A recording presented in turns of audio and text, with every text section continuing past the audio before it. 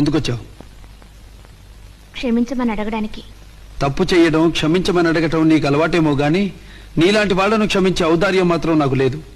నేను మీకు కావాలని ద్రోహం చేయలేదు. మా నాన్న అలా చెప్పమంటే నేను అబద్ధం చెప్పాను.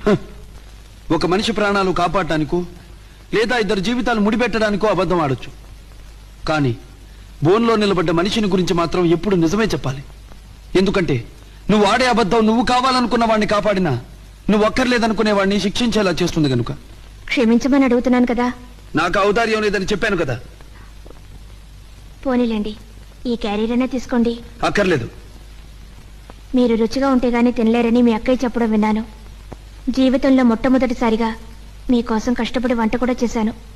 చూడండి, ఈ చెయ్యి ఎలా కాలిపోయిందో. తీసుకోరా. సరే.